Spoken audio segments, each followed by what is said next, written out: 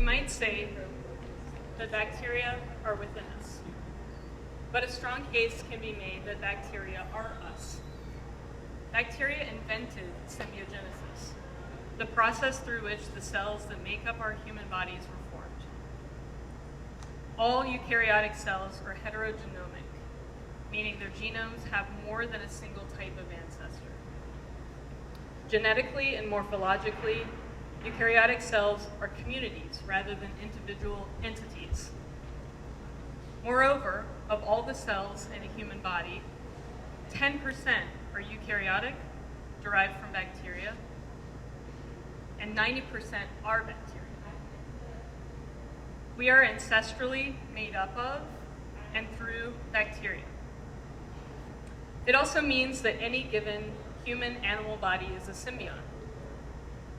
Roughly 600 kinds of bacteria in our mouths and 400 kinds in our guts, and the countless more bacteria that incohabit our orifices and skin. Indeed, the number of bacteria in our mouths is comparable to the total number of human beings that have ever lived on Earth. The number of microbes in our bodies exceeds the number of cells in our bodies by 100-fold. The human distal gut contains more than 100 times as many genes as our human genome, which has 2.85 billion base pairs. Every living thing that exists now or has ever lived is bacterial. The human that we now know, as Carrie Wolf astutely notes, is not now and never was itself. Bacteria are not only within and of us, they are progenitors of our environment as well. Bacteria evince the greatest organismal diversity and have dominated Earth's evolutionary history.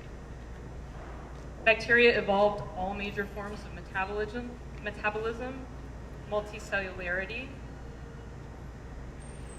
nanotechnology, metallurgy, sensory and locomotive apparatuses such as the wheel, reproductive strategies and community organization, light detection, alcohol, gas and mineral conversion, hypersex, and death. Bacteria sustain the chemical elements crucial to life on Earth's oxygen, nitrogen, phosphorus, sulfur, and carbon, and some 25 other gases through ongoing recycling processes that enable flora and fauna to thrive.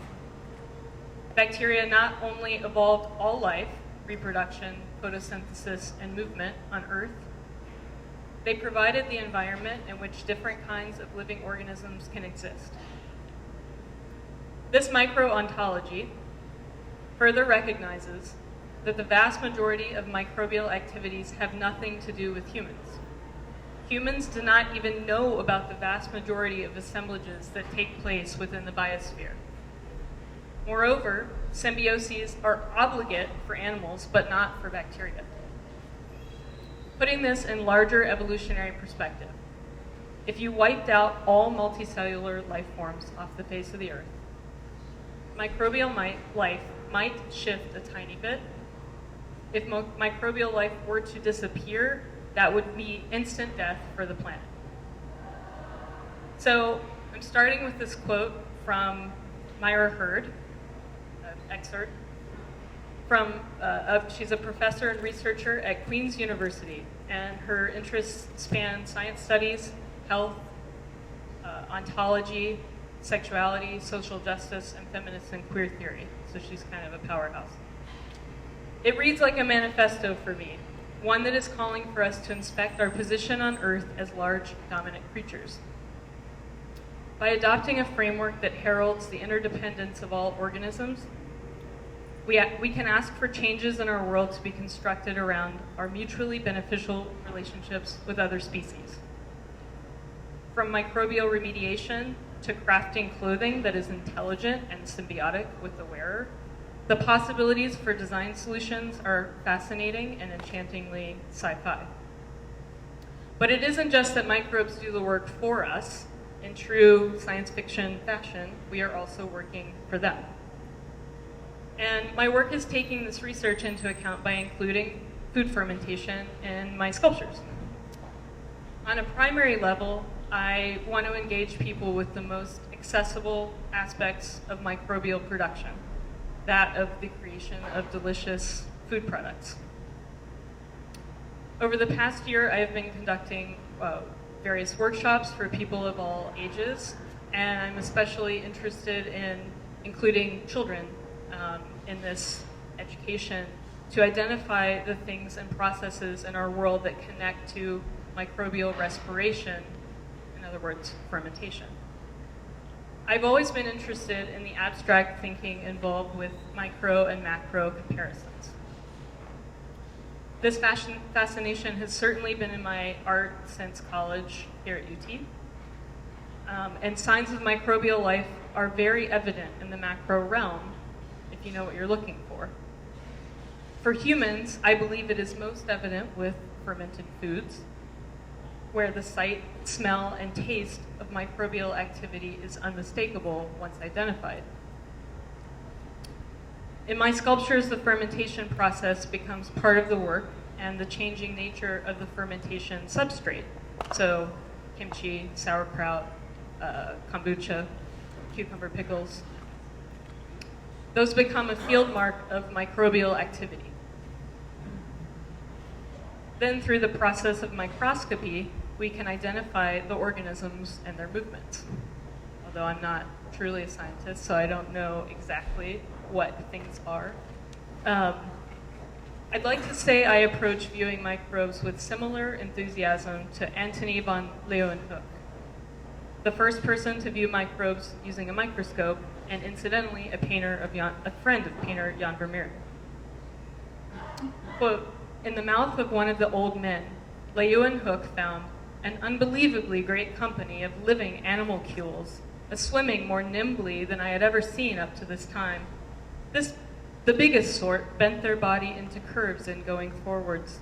Moreover, the other animalcules were in such enormous numbers that all the water seemed to be alive." If I want to engage people first with the pleasure of fermented foods, I also intend the work to signify the collective activities of microbes and of people. I want to engage communities in the creation and enjoyment of fermentation, while I also want to learn from and involve others as part of de-emphasizing the subjective and decentering the human. I'm really excited by collaborative efforts to practice environmental and sustainable ways of living, from growing our own food to understanding our food shed and knowing and becoming farmers and more. In the spirit of collective action, I've invited two fellow queer fermenters to help me demonstrate making sauerkraut. Welcome. So, this is Hella and John Parker, AKA Ellen Degenerate. And before you start chopping, I'm going to give them the mic because they're both artists and involved in fermentation, and so I'd like to hand the mic over to Ellen Degenerate to have them describe their involvement and yeah. Hi. So I'm Hella, or Ellen. I live in an intentional community. So what Nash was saying about, can you have your way? Yes. And I'm also a performance artist and writer, and I incorporate fermentation themes into my puppetry and my writing. And so this is a letter that I wrote and published, but also actually sent to the NASA headquarters in 2011. So I'm just going to read it. Dear NASA, I am writing to suggest a potential project for the astronauts at the International Space Station. Recently, I met an entomologist who, as a child, longed to study spiders making webs in outer space. Well, now, after decades of hoping, astronauts are launching his spiders into space to study their behavior. It is in the spirit of this dream come true that I, a mere amateur space exploration and fermented foods enthusiast, propose sending a jar of sauerkraut into space. You must wonder why I'm so curious to send fermented vegetables into the great cosmic void. My interest stems from two unproven but plausible theories. The first is that, as Sally Fallon suggests in the foreword of Sandor Katz's groundbreaking book, Wild Fermentation, quote, fermentation is in fact the basis of human culture. Researchers have suggested that early humans discovered wild fermentations, such as honeycombs in rain puddles, brewing themselves into mead, then began controlling conditions to replicate the intoxicating and tasty results. Thus, human culture was born. The seemingly unrelated theory of panspermic exogenesis suggests that the sudden appearance and proliferation of diverse forms of life on Earth resulted from microorganisms that survived the harsh conditions of space for miles and millennia, waiting to land on a planet with hospitable conditions. I'm curious to know if the bacteria found in sauerkraut can survive in outer space. Ideally, we would send a well-aged jar as well as a freshly made batch to see if it will continue to ferment. Will the fermentation process differ in outer space? Surely this healthful food will be a welcome addition to the astronauts' diet, connecting them to their terrestrial home by populating their bodies with Earth-grown microbiological diversity. But will the sauerkraut benefit the astronauts' nutrition in ways specific to their celestial experience? What do the astronauts do with their food scraps in space? Do they compost it into the heavens? If so, then perhaps the bacterial remains from the sauerkraut will set off a chain reaction of evolution on a distant planet millions of light years from now. Like Carl Sagan's Pioneer plaques, our sauerkraut could serve as a time capsule or message to extraterrestrial beings of the future. Just as our human ancestors cultivated beneficial microorganismic cultures so that we can still enjoy these foods today, perhaps our larger cosmic destiny is to culture evolution on distant planets by spreading the seeds of life across the cosmos. According to your shuttle and rocket launch schedule, the Space Shuttle Endeavour will blast off on April 19th to deliver items to the International Space Station. This would be an ideal opportunity to send a jar of kraut into the unknown. If this deadline is too short, I will contact you again before the scheduled Atlantic launch on June 28th. Thank you for your consideration, Ellen DeGeneres. I did send that to NASA, and they told me that I did not submit it in the proper research format, so they were not able to take my project. Nonetheless, it was an awesome letter. Thank you. That's so cool. So John and Hella are going to start chopping cabbage and carrots to make a sauerkraut that I think is probably the best I've ever made.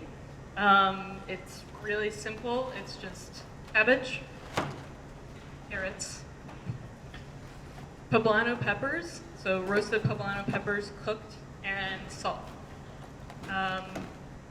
That's really it. That's all you need to know.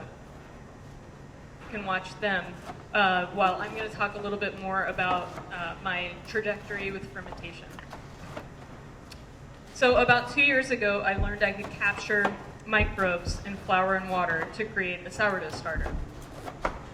I read Michael Pollan's book, Cooked, where he includes a recipe for a sourdough starter. And this right here is that same starter that I've had for about 2 years ago.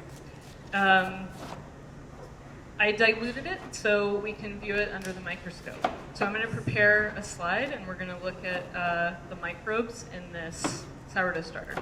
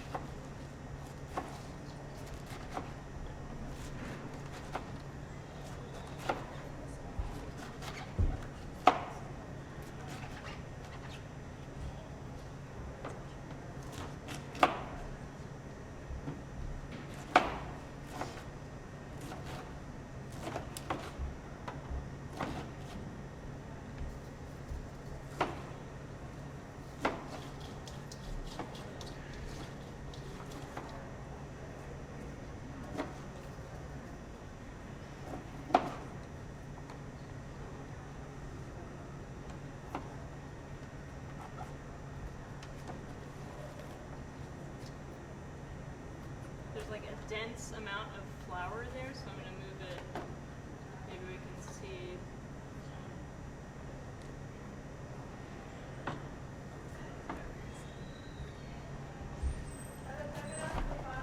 Yeah. And the little things moving, the tiny things are microbes. So yeast and bacteria are both present.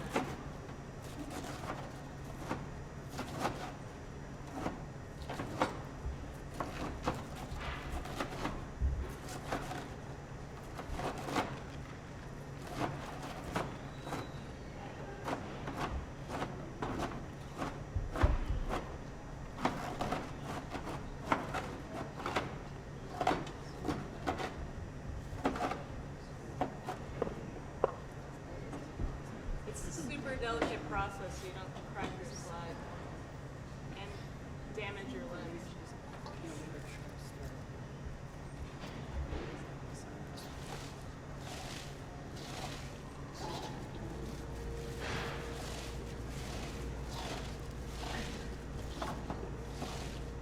So that's magnified 400 times.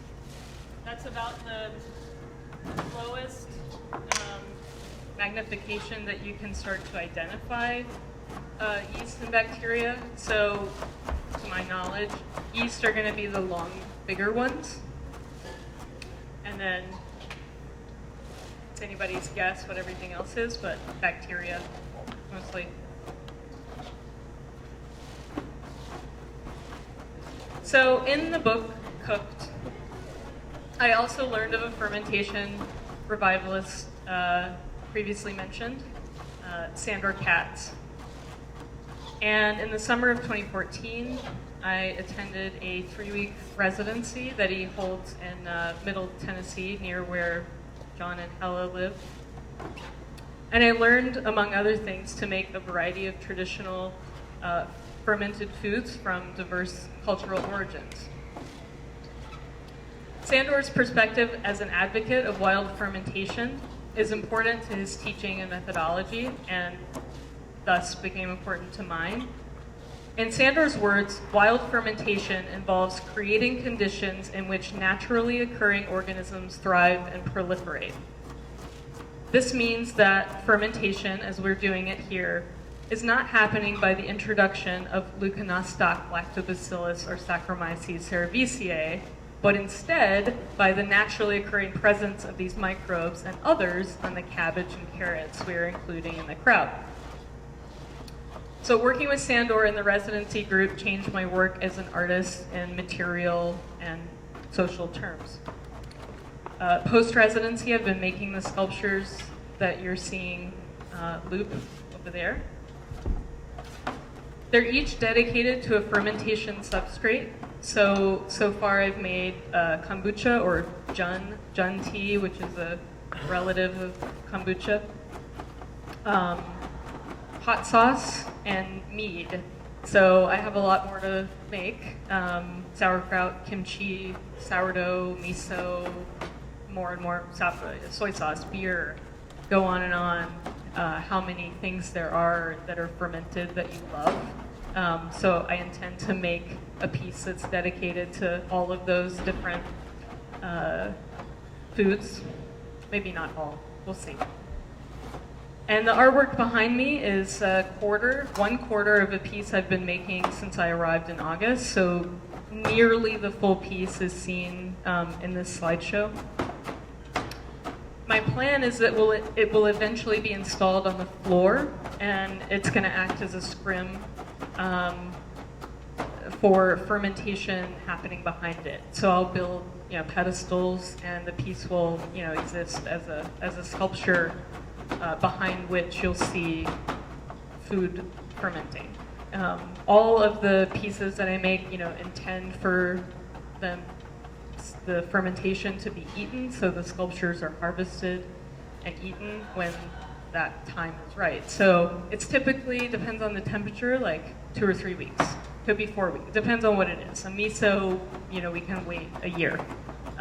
You can also eat it young. But so there are different times and different tastes and where you might like something better when it's less fermented. So a lot of you might not be super familiar with the taste of naturally fermented foods, and you're going to get a chance to try some 2-week-old sauerkraut, or kraut chi, which is like a Sandor Katz word for sauerkraut and kimchi, which just means a combination of vegetables in any form. This one happens to contain garlic and ginger, so it's on the cusp of being a kimchi. Whatever. So they're chopping cabbage, and we're going to start to add salt, and the moisture from the vegetables is going to be leached out of them by the process of the salt, and then we'll pack it into jars. So I want to go into another interest of mine with this research into the microbial, which is in the layering of microbes with the term queer. And queer theory and queer as a framework always already presents as an ontological fissure. So it is in the consideration of microbes as part of the constitution of the human body that I see the potential for understanding the human subject beyond normative constraints. Personally, I use the pronouns, gender pronouns they, them, and their, and jokingly or not, maybe, proposed that we are all they and them by constitution of the community of microbes that create us. So we are all multiplicities, and the bounding box of the self extends to the stuff we eat, exchange, and excrete. My research here at UT began with a recent journal of GLQ, a journal of lesbian and gay studies. The theme of the issue was, has the queer ever been human? And to this question, I also would propose that we can ask a different question once we set up the human and non-human dichotomy, which is, has the human ever been human? This tautology is intentional in light of human symbiosis with microbes and creation of and by microbes, evolutionarily speaking. The tautology also questions notions of origin and primary instance of human. For queer theory nerds, just as Judith Butler used Jacques Derrida's idea of difference to make the point that compulsory heterosexuality is not the origin against which homosexuality is constructed, but instead the binary construction of sexuality flip-flops, as they are always already defined in contradistinction to one another. So I would like to take this deconstruction and apply it to the human and non-human binary to alter how we view the constitution of either category in linear ways. Microbes here are in the non-human category. But this binary is an anthropocentric fallacy, and instead microbes are nested in and with humans, more like a matryoshka doll, the Russian nesting doll. So from the same issue of GLQ, I was introduced to Myra Hurd, whose quote I began with. She writes in the introduction to her book, The Origins of Sociable Life, I have tried as much as I can to think with bacteria. This kind of bacteriocentrism, I'll say it again, may be eccentric, but it is to me a kind of magical wisdom. Biologist Betsy Dexter Dyer has a similar sentiment in the introduction to her book, A Field Guide to Bacteria.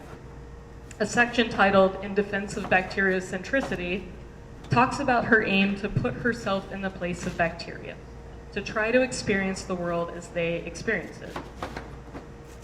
Despite the scientific community's frowning upon anthropocentrism, questioning human intervention and the scientific lens upon non-human subjects is necessary. To this, Betsy Dexter Dyer has said, we are gigantic and multicellular and terrestrial in marked contrast to the vast majority of organisms on Earth. Nonetheless, I think it is an excellent exercise for any biologist to at least try bacteriocentricity. The bacterial or microbial world is primarily olfactory and tactile. They are single-celled, intimate with their environments, tiny and aquatic. I cannot avoid being anthropocentric, but I can at least be more aware of the limitations of my size, habitat, and senses. My goal is to have as much humility as I can manage when I observe the world of microbes. So in a moment, as we pack jars full of sauerkraut for fermentation, I would like for us to reflect on how our physical selves and our identities are created by distinctions and binaries, and how by looking at other organisms, we can open our context for understanding human life.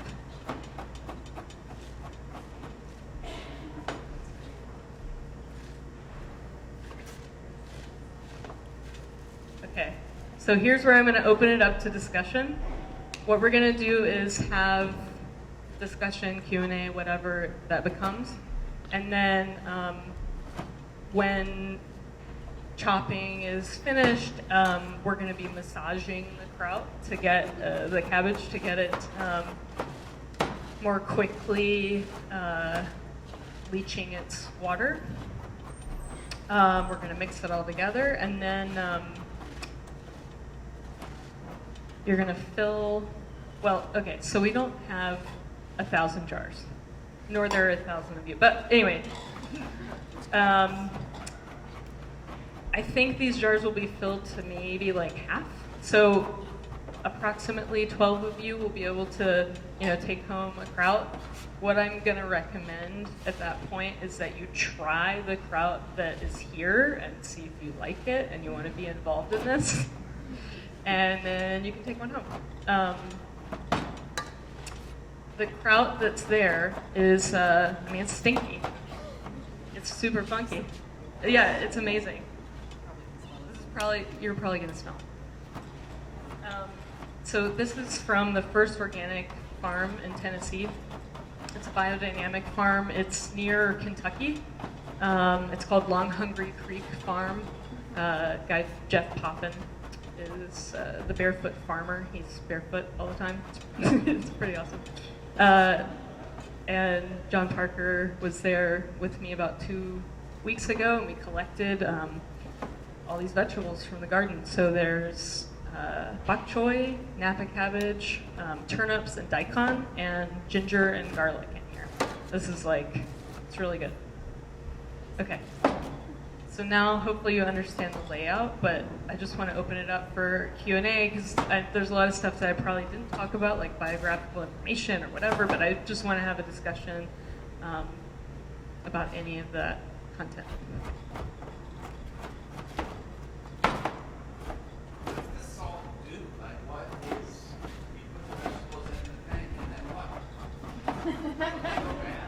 No.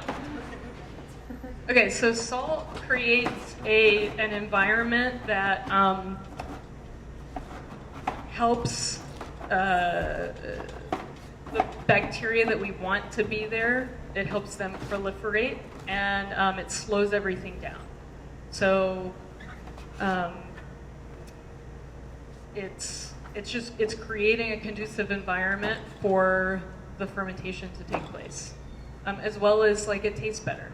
I mean, you can ferment without salt, but it has more possibility for other stuff to be in there, for it to mold, for it to just putrefy. So putrefying bacteria are less inclined to be associated with salt. They're they don't like it.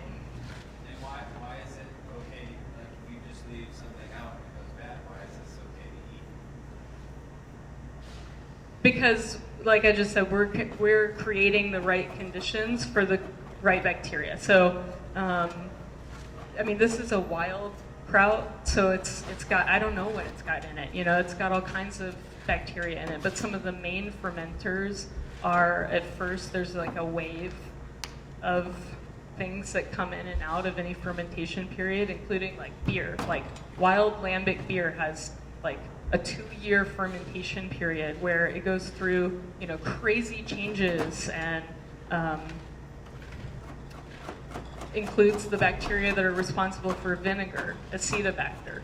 So anyway, that's just like a snippet to say that like these things go through processes and communities, different communities at different times. So like, you know, if one bacteria is, you know, producing one chemical byproduct, then another one's going to come in after it and sort of feed off of what that bacteria has given the substrate. So it's like it's a little roller coaster. But yeah, you know, it's totally okay to eat. Nobody has ever gotten sick.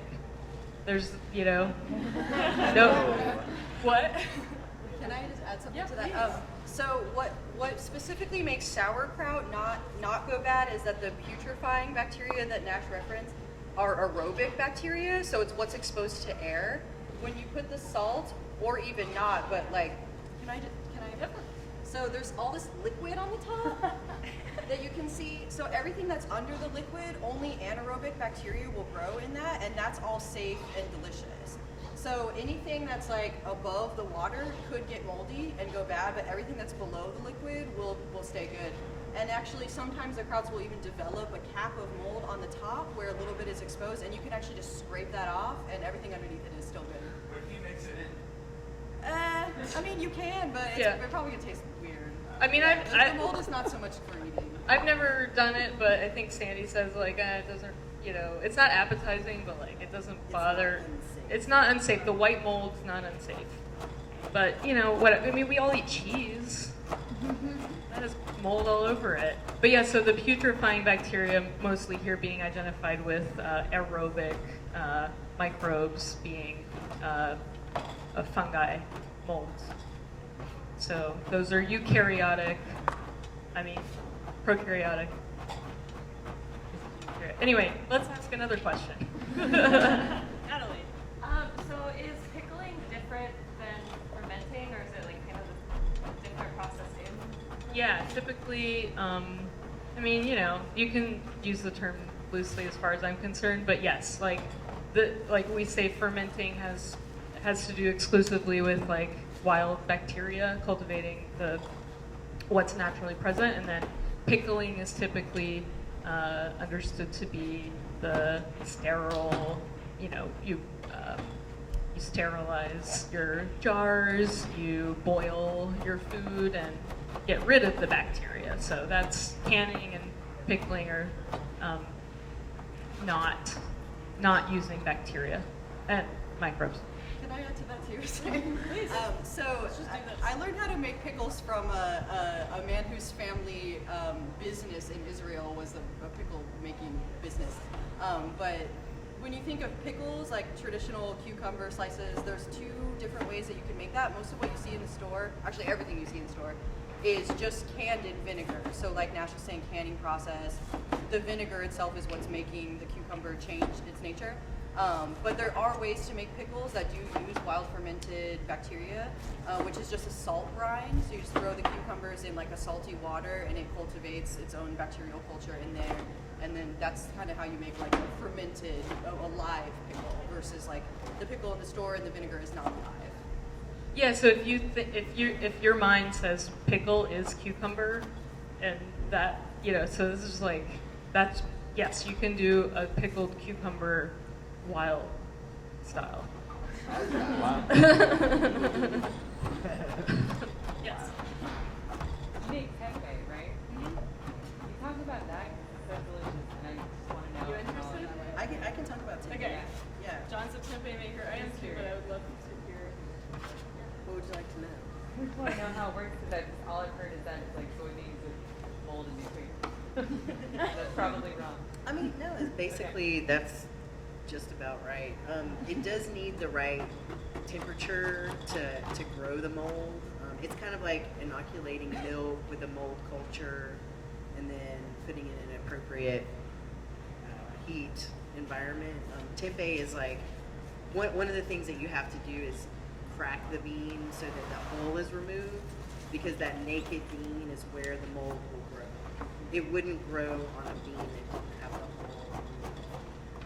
hull. So yeah, it's just, you know, cracking the beans, getting rid of the hulls, cooking them slightly, adding in the culture, and then incubating it for about, I mean, you can do a short ferment for about 12 to 18 hours, or a long ferment up to 72 hours at a lower temperature. And then, yeah, it just, that heat makes the mold grow, and it binds all the beans together to like mat, fermented. Was that clear? Or I don't know. It's really good fresh. If you've never had it, try to find some or make it or whatever. But it's like unbeatable. Like the store-bought stuff is not. Yeah, it's. I also do unpasteurized tempeh, which is a bit different than like life tempeh, which is vacuum sealed and pasteurized. It continues to. What's grow. pasteurization? It kills everything. It just basically kills all bacteria. So that's what canning typically is pasteurized. So most of the sauerkraut you get at a store is pasteurized. It's like the Vlasic brand, but if it's like a local brand that someone's making, then it might be alive. But if it says pasteurized, it's not alive. Yeah, usually if it's in the refrigerated section, maybe it is. You know, you just have to check it. Like to say keep it refrigerated, then it's probably a good sign. Also, another thing about tempeh is that you can use any kind of bean and any kind of grain. It's traditionally made with soybeans, but you can use black beans and wild rice.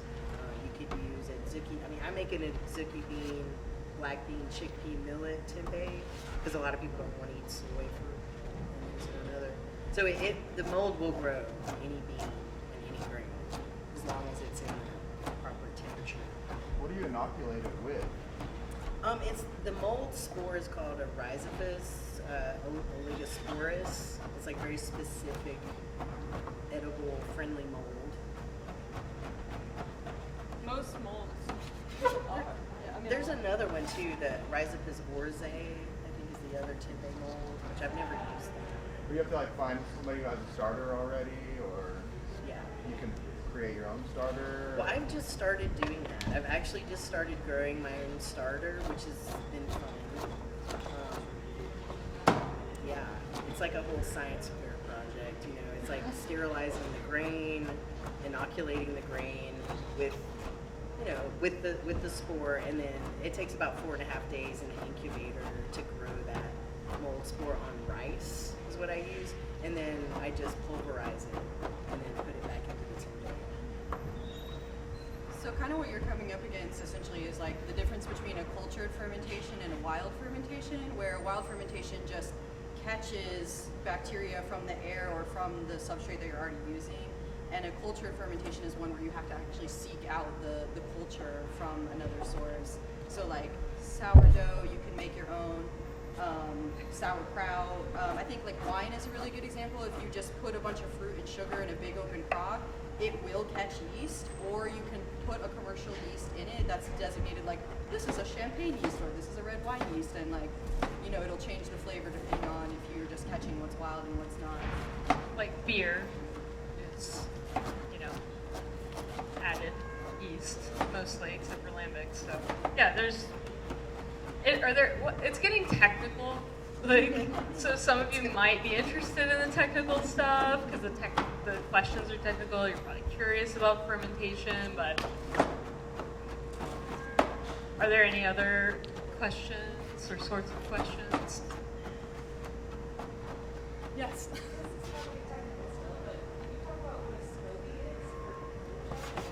Yeah, a SCOBY is a symbiotic community of bacteria, yeast, or colony. So it's also referred to as a pellicle.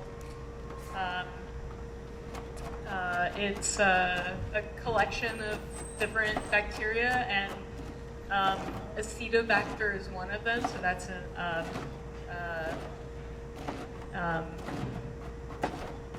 what's the word I'm looking for? Oh, because it's the same. It's aerobic. Oh. Sorry. It's aerobic, so it's fine with oxygen. So that's why it sits on top. You make a tea. you get a SCOBY from somebody, or sometimes you can use like a store bought like that still has like living culture in it. Make a black tea or green tea or kombucha, and then you let it cool off a little bit, and you add some sugar, and then you acidify it a little bit by using mature kombucha, and then you just put the SCOBY in there, and it does its thing. Make some acidic tasting delicious tea. Slightly alcoholic. These representational paintings or abstract paintings, how do they fit into the narrative of our history? How do they fit into the narrative of our history?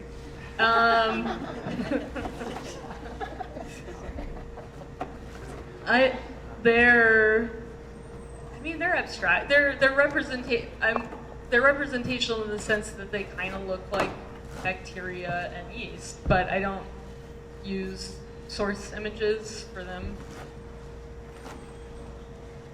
How else would you like for that question to be answered? Okay, they're on burlap, so they're made of sculptamold and burlap. So I stretch burlap around a hard surface and like paint on the sculptamold, and then it peels off. That's it.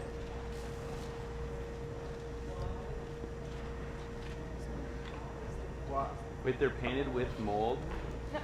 No, sculptamold. Oh. Sorry, it's like the. Yeah. That's Got amazing. You. You said it while it's scraping off, and I was like, I kind of I was would. looking at Josh, kind of like, and Yeah. then I turned around. And, Kind of a follow-up question to that misunderstanding. Have you ever used indigo in your work since it's fermented, a fermented dye? No, I've never naturally fermented any dyes, but that's interesting. Yeah. Yeah, there's a lot of possibilities. Anything else before you come up and do some of this? What are you thinking about with the exposed burlap? Well, it's going to be a freestanding sculpture, so I want it to have some transparency and light. So the sketch for it is over there, so it's like, I want the texture there, and I want there to be a possibility of seeing through a little bit so that you'll want to go to the other side, depending on how it's installed. But yeah, it's for the texture difference and getting that texture out of the burlap.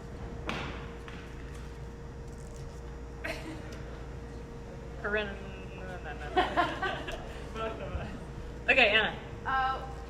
Why is it good for you? Like, it's the idea that fermented food is good for you somehow. What's good about it? Well, the bacteria themselves are good for you. I mean, I think at this point, it's becoming more commonly accepted knowledge that when our bodies have a lot of microbiological diversity, our immune systems are stronger, our digestion is better. So it really aids that. Like, if you have to take an antibiotic or you have a stomach flu or something, like, this is a great thing to eat to repopulate. There's also some evidence that the microbiological activity actually unleashes and makes nutrients more available to the body than they are in their complete form. So it's sort of like pre-digesting the food for you, so it's very easy to digest and you can get more nutrients out of your food as well. I think that's like the most solid point of it. Is like, because you like from an early age, you have an established community. You have a pretty established microbiome. So, unless that becomes compromised, it's not like your bacterial composition is changing a whole lot. I mean, that's what the evidence says. So, so from my point of view, like the pre-digestion and like breaking down and adding nutrients to the food is, I think, one of the most helpful things that it does. Wait. Yeah. Whoever. when you were talking about that one that you brought with, and you talked about the farm that it was all the vegetables were grown at, because the biology is sort of like what's affecting a lot of like the flavor. If you were to say like make the exact same recipe but with like vegetables grown in Washington, would it have like, would it be an unnoticeable change, or are like all the bacteria sort of specific to the vegetable, or? So like the fresher, or like the more recent something's been picked, the more water content it's going to have, and I mean there's other things to it. Things I don't know, things they might know more about in terms of, just nutrient quality. It's like it's like the closer to home the veggies are, the higher in nutrients are going to be. Yeah, but if like you did like East Tennessee batch and then like Washington, same vegetables, same amount of time, would it be like a noticeable flavor difference? I mean, I kind of like to think that that's cool, a cool experiment. Like, I actually want these pieces to interact in that way. Like I want to go to different locations and have like a regional kind of experience with farmers and fermenters in different places, so that that can be experimented with. But so many of the krauts that are made are just different.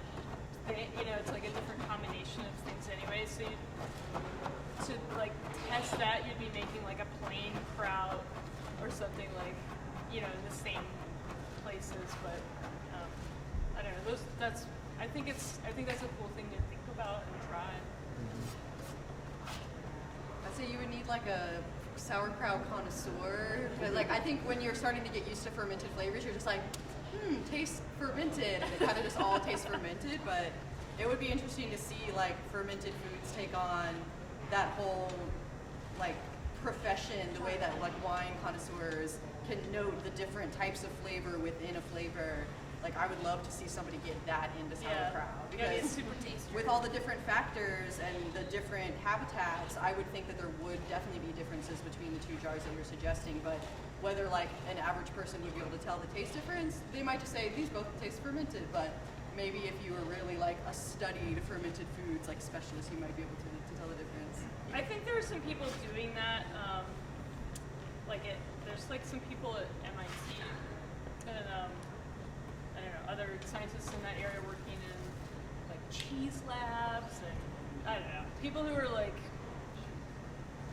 interested in kind of more researching particular bacterial flavors.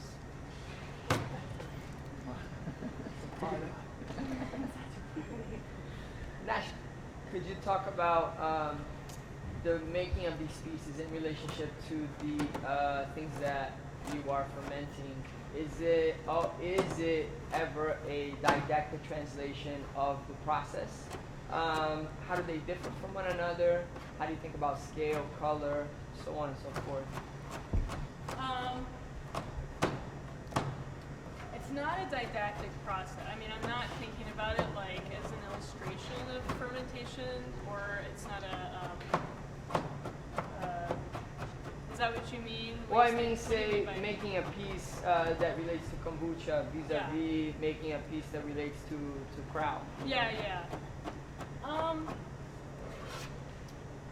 It kind of develops just through like structures, like drawing out different structures and kind of experimenting with different forms in the studio.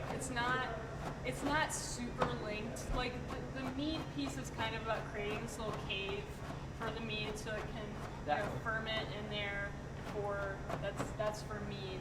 So it can ferment in there for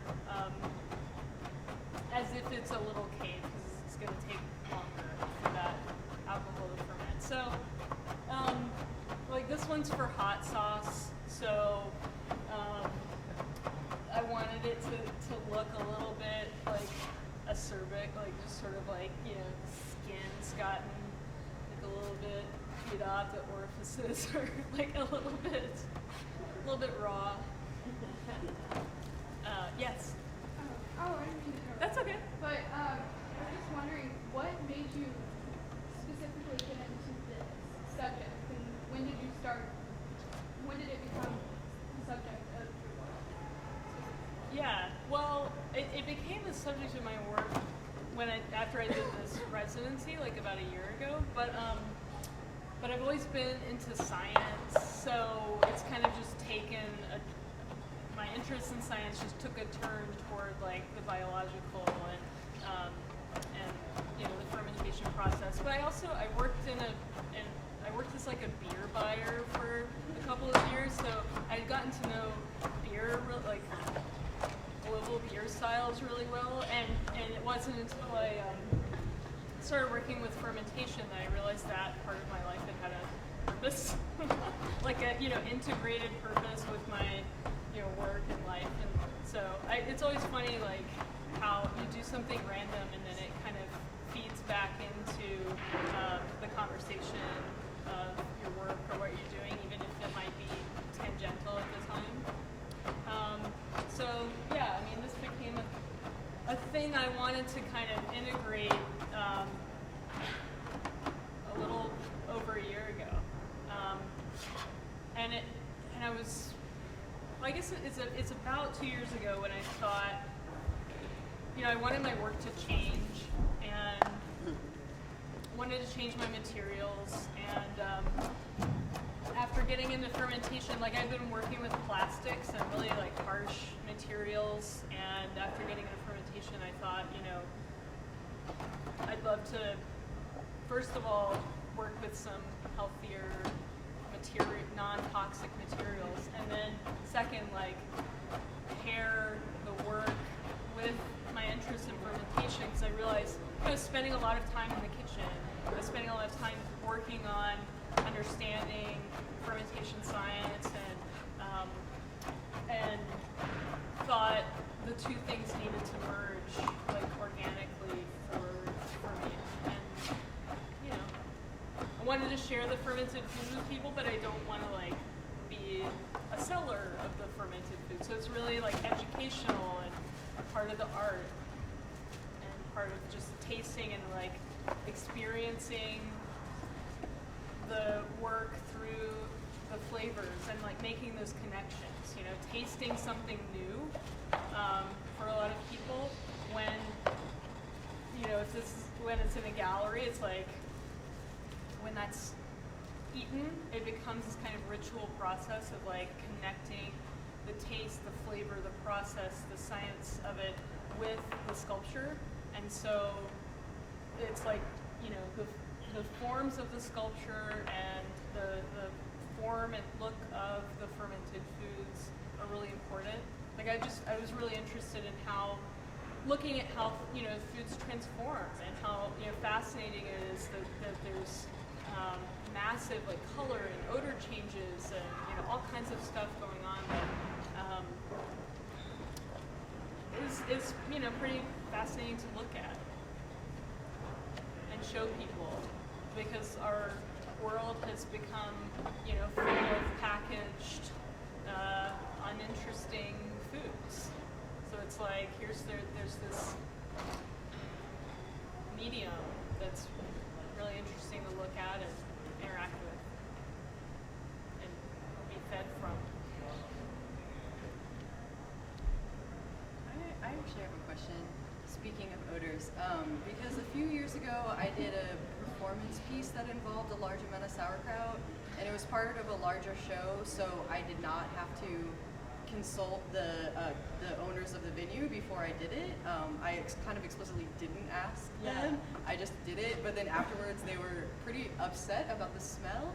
So I'm just curious, like, if you have worked with galleries or if you plan to work in galleries, like, if you think that the smells of the fermentation will be like a hindrance to them wanting to have your art in the gallery. I just expect it to be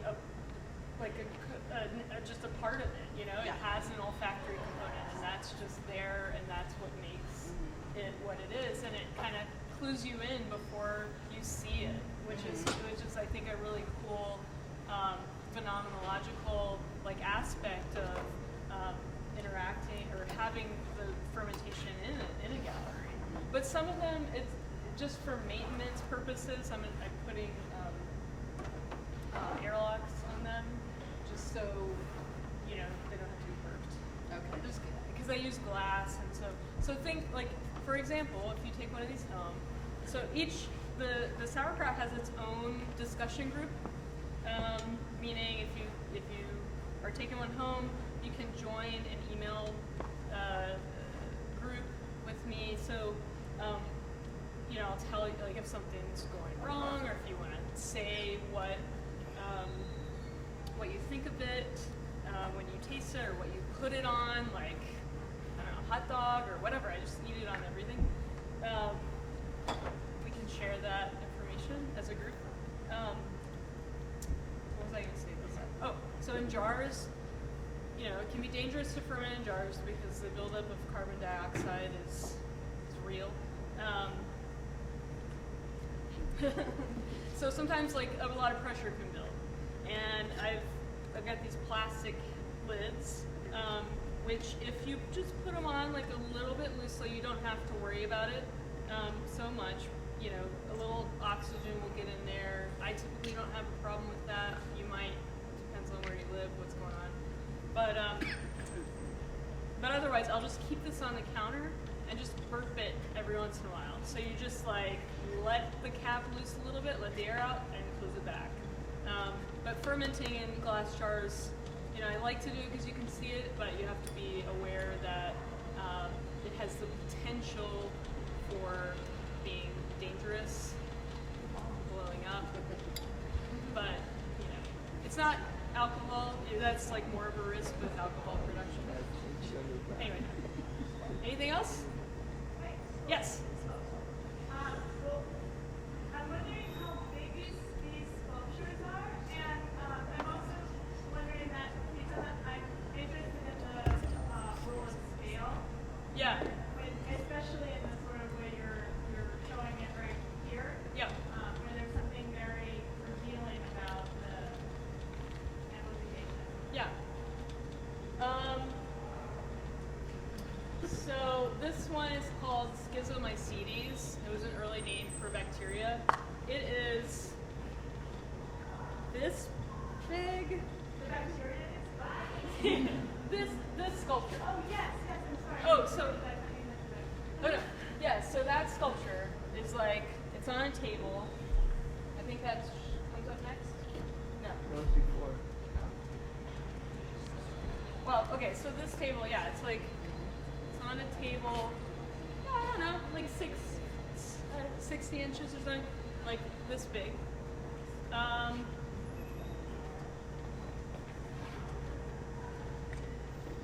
This one's smaller, 30-something inches. And this one's, I don't know, it's like this. I don't know. Table pedestal, size.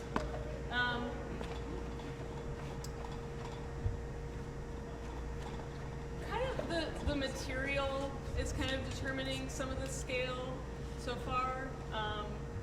So this one's actually just a quarter of what it is. So it's going to be 7.5 feet. So that one will have like just more room behind it for it. It's kind of what sculpture I feel like making. It's not, I like there to be kind of a push and pull between scales and understanding like maybe visible manifestations, visible to the human eye manifestations, and illustrations in some sense of bodily and bacterial stuff. It does feel like those are kind of body cavity size, which is interesting when you're talking about your introduction about that idea of not identifying with bacteria, but it's like a nesting doll inside of ourselves. So it's interesting to me that what you're then creating is somehow akin to body in a way that almost the bacteria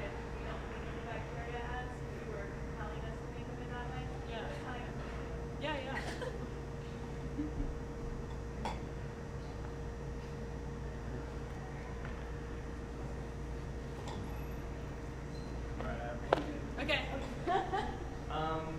So I keep thinking that there's actually like a really direct relationship to Christianity, and this idea of the Eucharist representing like the body of Christ. You consume it in the miracle of transubstantiation, in which actually you become one with God. Mm-hmm. And then even this idea of this piece like functioning as an altarpiece, and then having almost like a reliquary, these actually like bacteria fermenting, and then you kind of have this experience in which you consume the bacteria. It's about mythology, like ways of being or becoming in the world, existing.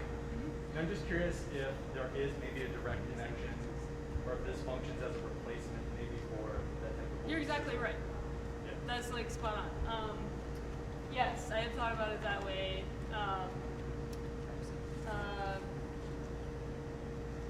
I do like. I mean, you know, for me, like I said, you know, it's this is like a manifesto for me. This really. I mean, I don't want to say it's a religion, but it's definitely like a consuming, you know, sort of perspective on the world. And I think the ritual aspects are incredibly important. I think, yeah, I think you're right. And maybe it's interesting that now we're saying like science, the new religion, that kind of thing, and this hasn't a whiff of that. Like, so yeah, no, that's it.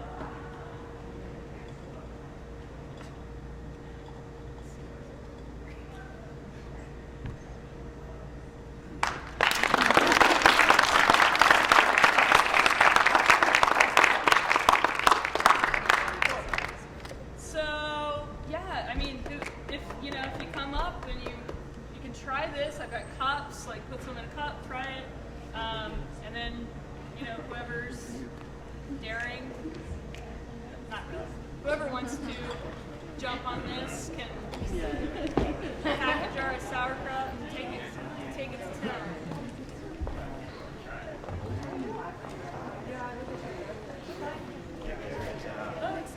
I gotta head out. Okay, okay, you want to I'm already hungry. I